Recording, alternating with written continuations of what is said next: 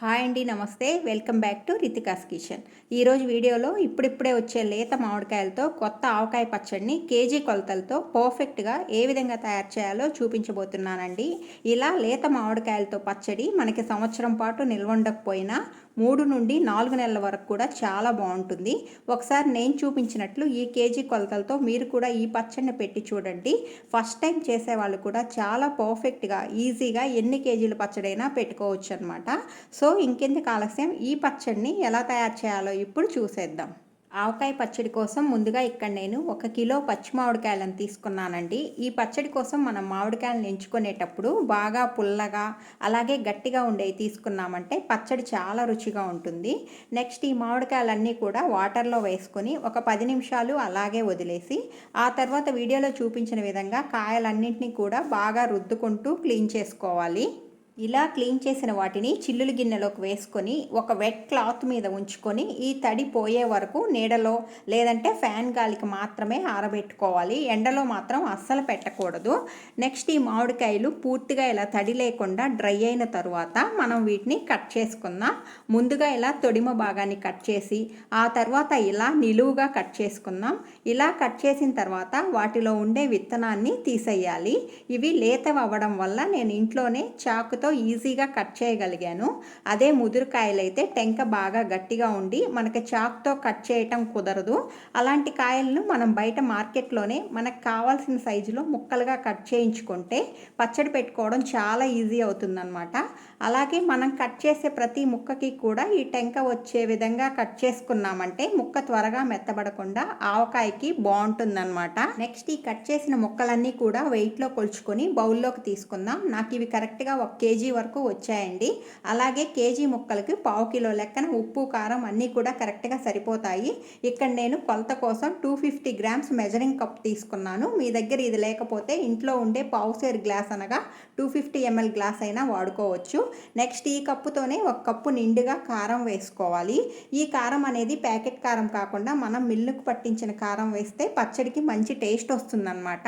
తర్వాత ఇక్కడ నేను 1 గంట ముందుగానే కల్లుప్పుని ఎండబెట్టి ఉంచుకున్నాను. ఇలా ఎండబెట్టడం వల్ల చూసారు కదా, ఉప్పు తడేమీ లేకుండా ఇలా డ్రైగా ఉండి పచ్చడి ఎక్కువ రోజులు నిల్వ ఉంటుంది.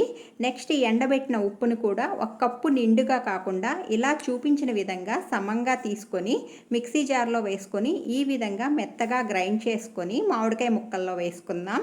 అలాగే ఆవాలను కూడా 1 గంట ఎండబెట్టి తీసుకుంటే మిక్సీలో మెత్తగా పౌడర్ అవుతుందన్నమాట. ఇలా ఎండబెట్టిన ఆవాలను కూడా మనం ఉప్పు కారం వేసిన కప్పుతోనే 3/4 కప్పు తీసుకొని మిక్సీలో వేసుకుందాం. నెక్స్ట్ అదే కప్పుతో 1/4 కప్పు మెంతులను దూరగా వేయించుకొని కొంచెం చల్లారిన తర్వాత వీటిని కూడా ఆవాలు వేసిన మిక్సీ జార్లో వేసుకొని ఈ విధంగా బాగా మెత్తగా ఫైన్ పౌడర్ చేసుకొని ఈ మామిడికాయ ముక్కల్లో వేసుకుందాం. ఇంకా అందులోనే తొక్క తీసిన వెల్లుల్లిపాయలు వేసుకోవాలి. ఇవి కొలత ఏమీ లేదండి, మనం తినేదాన్ని బట్టి ఎన్నైనా వేసుకోవచ్చు. ఇవన్నీ వేసిన తర్వాత బాగా మిక్స్ చేసుకోవాలి. మొత్తం అంతా కలిసేలా బాగా మిక్స్ చేసుకున్న తర్వాత అందులోనే అదే కప్పుతో 2 కప్పుల ఆయిల్ పోసుకోవాలి. ఈ ఆయిల్ అనేది మీ చాయిస్ అన్నమాట, మీకు నచ్చిన ఆయిల్ ఏదైనా పోసుకోవచ్చు. బట్ నేనైతే ఇక్కడ సన్ఫ్లవర్ ఆయిల్ వాడానండి. సో కరెక్ట్గా చెప్పాలంటే 1 కిలో ముక్కలకి 1/2 కిలో ఆయిల్ పడుతుందన్నమాట. ఈ ఆయిల్ వేశాక మొత్తం అంతా ఒకసారి బాగా కలుపుకొని మరొక మూత ఉండే ఏదైనా గ్లాస్ జార్ కానీ లేదా ప్లాస్టిక్ డబ్బా కానీ లేదా స్టీల్ కానీ ఏదైనా తీసుకొని అందులో ఈ పచ్చడిని మొత్తం వేసుకోవాలి. ఇక్కడ నేనైతే స్టీల్ది మూత ఉండే టిన్ను తీసుకున్నాను. ఇలా మొత్తం అంతా నీట్గా వేసిన తర్వాత చూపించిన విధంగా పచ్చడిని కొంచెం నొక్కి పెట్టి దీనిపైన మూత పెట్టి ఒక 3 రోజుల వరకు కదిలించకుండా అలాగే పక్కన పెట్టేయాలి. 3 రోజుల తర్వాత మూత తీసి చూద్దాం. చూసారు కదా, ఆయిల్ మొత్తం చక్కగా పైకి తేలింది కదా, అంటే మనం వేసిన ఆయిల్ కరెక్ట్గా సరిపోయిందని అర్థం. ఇప్పుడు దీన్ని మరొక పెద్ద బౌల్లోకి ట్రాన్స్ఫర్ చేసుకొని బాగా కలుపుకోవాలి. 3 రోజులు ఊరనివ్వటం వల్ల పులుపు మొత్తం పచ్చళ్ళలోకి బాగా దిగుతుందన్నమాట.